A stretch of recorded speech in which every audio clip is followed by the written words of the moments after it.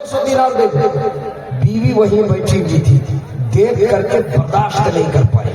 کہا 500 گرام کی مچھلی اور آپ نے 200 دینار دے دیا. 500 گرام کی مچھلی واپس لے لیجیے, مچھلی واپس کر دیجیے اور پیسہ واپس لے لیجیے.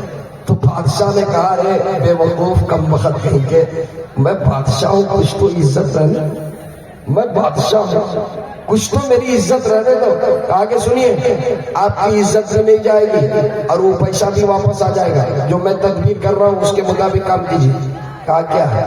کہا اس کو بلائیے اور بلا کر مچھوارے کو یہ پوچھئے کہ یہ مچھلی نر ہے یا مادہ ہے, نر ہے یا مادہ. اگر وہ کہے گا کہ نر ہے تو آپ کہیے کہ نہیں میں نر تو کھاتا ہی نہیں, واپس کر دو. اور اگر کہے گا مادہ ہے تو کہیے نہیں ہمیں مادہ پسند نہیں, ہمیں تو نر چاہیے. مچھلی واپس اور پیسہ آپ کو مل جائے. کہا اچھا ٹھیک ہے, یہ تدبیر ٹھیک ہے, عزت بچ جائے گی. بلایا مچھوارے کو, کہا یہ بتاؤ یہ مچھلی جو تم نے پکڑ کے لائی یہ مچھلی نر ہے یا مادہ ہے؟ تو وہ مچھوارا تو بادشاہ کا باپ کہا کہ بادشاہ سلامت عالی جان یہ مچھلی نہ نر ہے نہ مادہ ہے, یہ تو بالکل ایک مخصوص مچھلی ہے, ہزاروں میں ایک ملتی ہے. بادشاہ سلامت یہ آپ کے لیے پورے دن محنت کر کے اس مچھلی کو, یہ تو مخصوص مچھلی ہے, نہ نر ہے نہ مادہ. بادشاہ بہت خوش ہوا, وزیر سے کہا کہ 200 دینار اور دے دو. 200 اور دے دو. اب بیوی تو پہلے 2 ہی سیمت تل ملائی ہوئی تھی, اب 400 چلا گیا. بہت پریشان ہوئی, بھائی یہ کیا ہوا, یہ تو لینے کے دینے. وہ جاتے ہوئے مچھوارا دربار میں ایک سکہ پڑا ہوا تھا, وہ سکہ اٹھا کر کے اور اس نے جیب کے اندر ڈال دیا. سکہ اٹھا کر جیب میں مچھوارے نے ڈال دیا. بیوی کی نگاہ پڑ گئی. کہا کہ سنیے یہ تو چور ہے, آپ نے 400 دینار دیا, اس کے باوجود یہ جاتے ہوئے راستے میں دربار شاہی سے اس نے سکہ اٹھا لیا اور جیب کے اندر ڈال دیا. اس کو واپس بلائیے, اس کم بخت چور کو, اور پیسہ واپس لیجیے اور اس سے بات پرس کیجیے کیوں اس نے چوری کیا. بادشاہ نے واپس بلایا. کہا یہ بتاؤ ہم نے تمہیں 400 دینار انعام میں دیے, اس کے باوجود تم میرے دربار سے ایک سکہ کیوں چوری کی, میرے دربار سے تم نے سکہ کیوں چوری کی.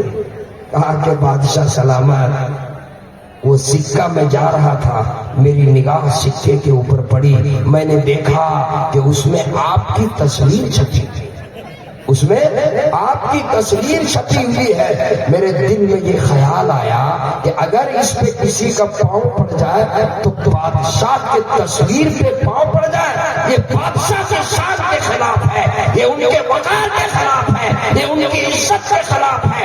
اس لیے فوراً میں نے اسے اٹھایا اور بادشاہ سلامت آپ کی تصویر کو پہلے میں نے بوسا کیا, میں نے اس کو چوما, اس کے بعد اس کو جیب کے اندر ڈال دیا. بادشاہ بہت خوش ہوا, وزیر کو بلایا, کہا 200 دینار اور دو. جن کے مزاج کے اندر سخاوت, مزاج میں سخاوت ہوگی, وہ گھر جانے کے بعد بیوی چاہے صبح کچھ بولے لیکن مولانا اکرم اعلان کرے گا تو انشاءاللہ وہ کھڑا ہو کر کے کہہ دے گا مولانا قوم و ملت کی اس بچی کی کفالت میں کروں گا جو مدرسہ فاطمۃ الزہرا للبنات میں عالمیت کی سند حاصل کر رہی ہے, اس ایک بچی کی میں کفالت کروں گا.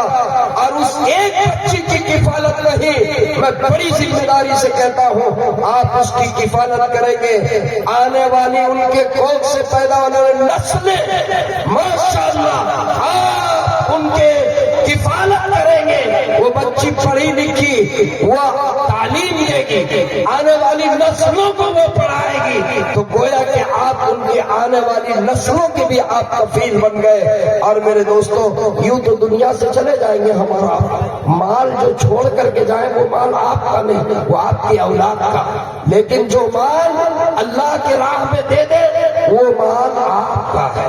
تو میرے بھائیوں, میں جاننا چاہتا ہوں اس پورے مجمع میں کوئی ایک شخص ایسا ہے, کوئی ایک جانباز ایسا ہے, کوئی ایک بہادر ایسا ہے جو قوم و ملت کی اس بچی کے لیے جو اس ادارے میں اکابر علماء کرام کے سامنے جن کے ردائے فضیلت دی جائے گی, کوئی ایک بچی کی کفالت کرنے کے لیے پورے مجمع میں کوئی ایک آدمی تیار ہے؟